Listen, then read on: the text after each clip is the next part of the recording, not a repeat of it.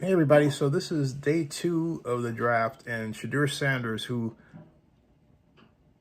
everybody expected to go to the Cleveland Browns at pick 2, at least I did, or the New York Giants at pick 3, has now fallen out of the first round, the second round, and the third round.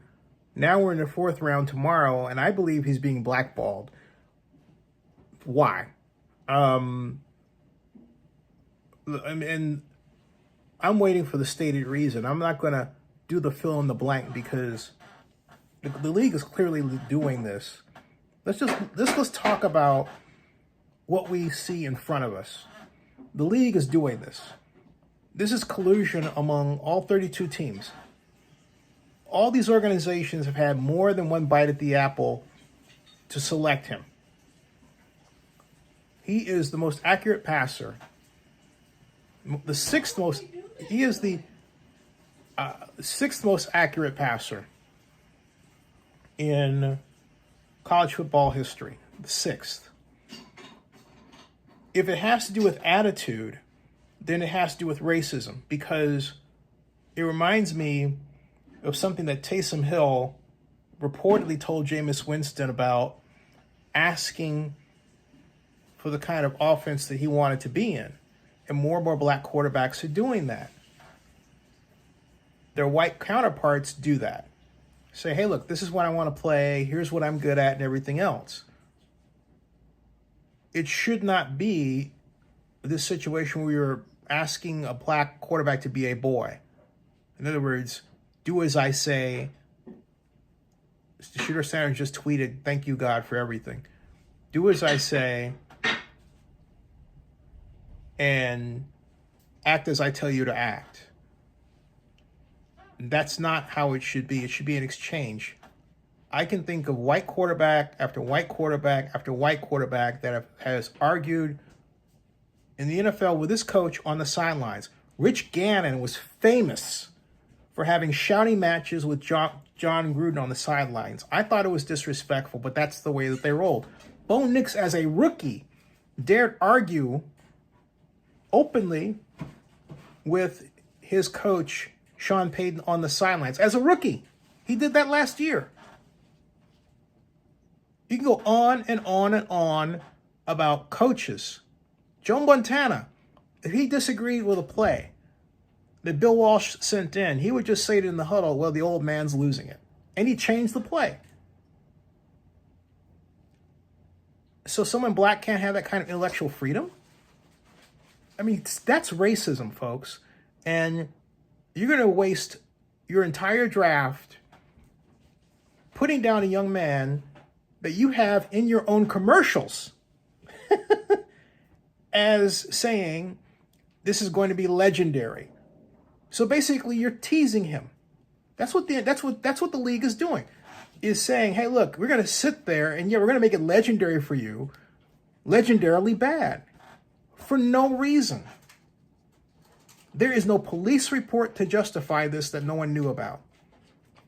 And not only that, I can tell you, Gary and Conley, the great safety from Ohio State that was taken by the Raiders back in, if memory serves, 2017. All right, Gary and Conley was accused of raping a woman just before the draft. Got on the elevator with this lady. There's video of it. There's photos. He didn't do it. He had evidence he didn't do it.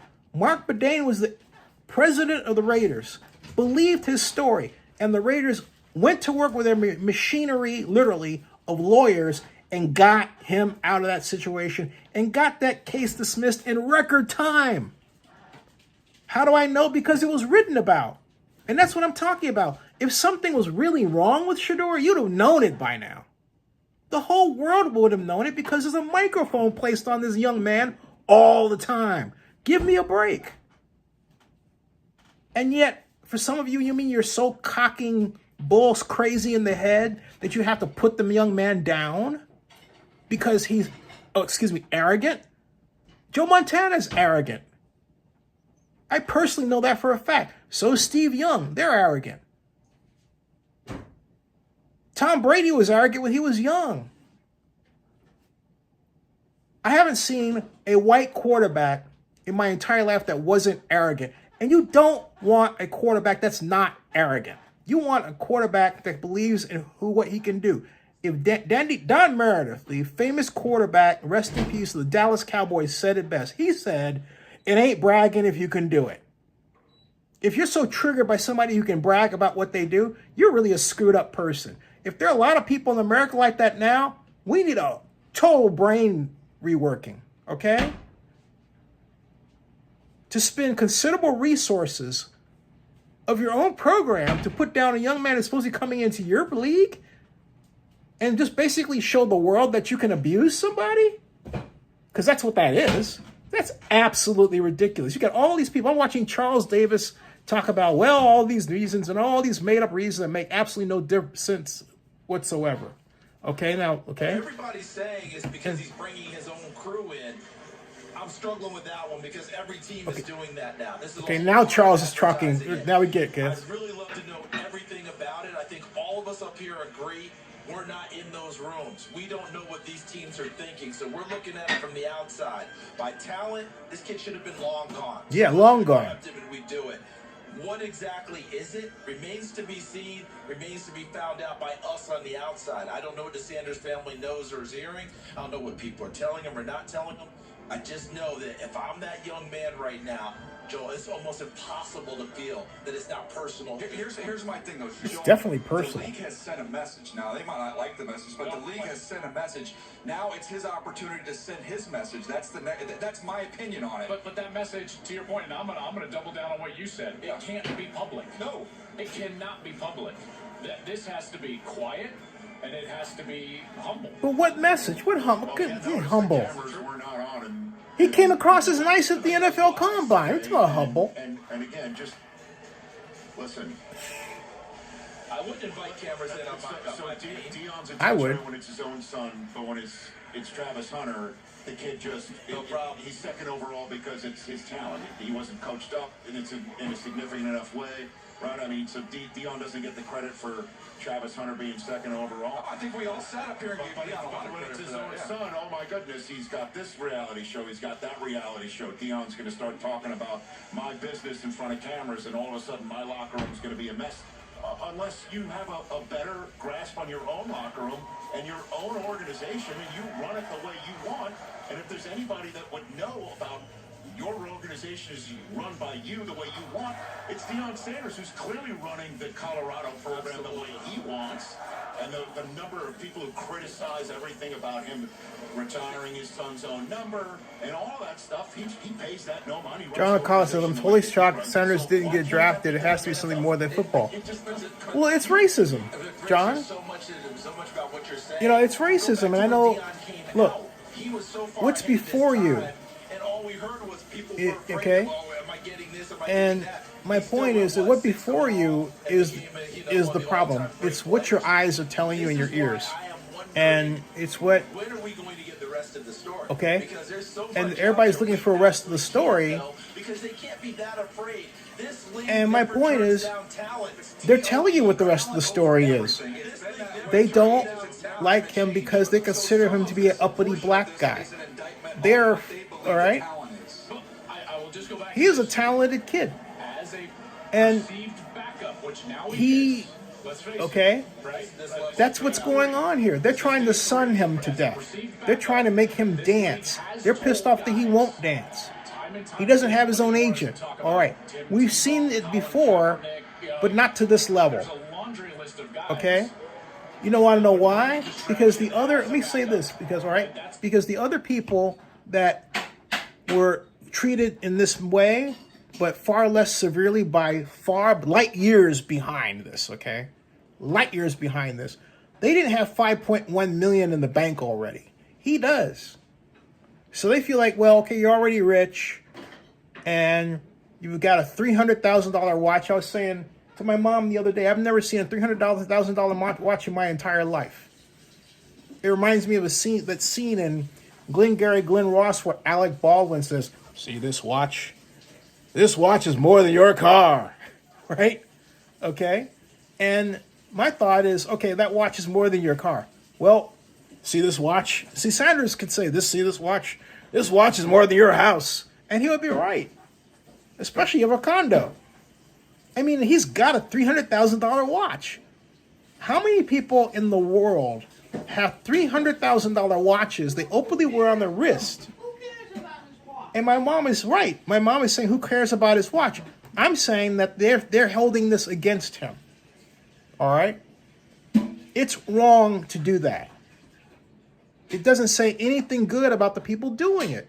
And that's what I'm saying. There is literally a pendulum of goodness and badness, right? And right now, the people in the league that are doing this have gone way beyond bad. Because it's collusion. And there's got to be a law broken somewhere here. If I were Sanders' crew, I looked at it a long time ago, and I would be rushing to the court to silently file a lawsuit. If this went any further, I just drop it in there. Because research it. To have all these teams ganging up on one young man like that's abuse. That is emotional abuse of the highest order for nothing because he would dare be confident? Because you have social media people putting out these on anonymous tweets, which means you bought the social media, which means somebody spent money to do that. It wasn't just effort, okay? Someone has a PR company doing this to put that young man down. They made a business of it during the draft to take money out of his pocket, to literally try and do what? Make him poor? You know? And in this crazy world, that won't happen because, hey, it's all media, right? My goodness. My goodness. And then for Andrew Berry, a black GM, to do what he did, the Browns GM, to do what he did is treacherously, criminally bad.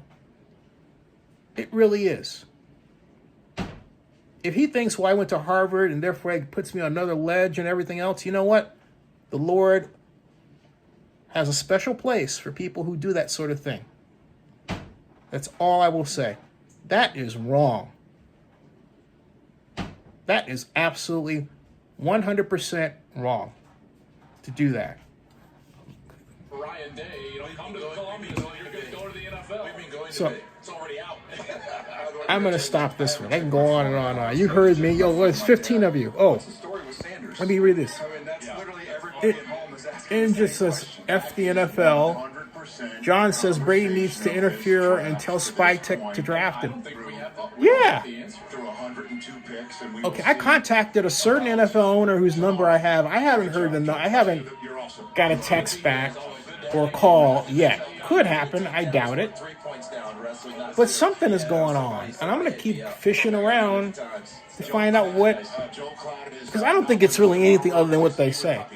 All right? I think it really is a racist black thing about black folks who are confident. You know what? Be confident. Be confident, all right? And I'm telling you, every kid out there that's watching this, you be you. You be yourself. Don't let anybody take away who you are because your mental health is at stake. And know that you're loved and valued by your parents and stick close to them. That's the lesson here for any young person coming up in any walk of life who do this, who is facing this. I had a girlfriend who went through this once. I had to counsel her a long time ago.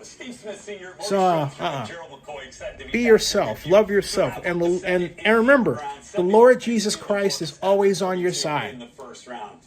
The Lord is always on your side. Believe in Him.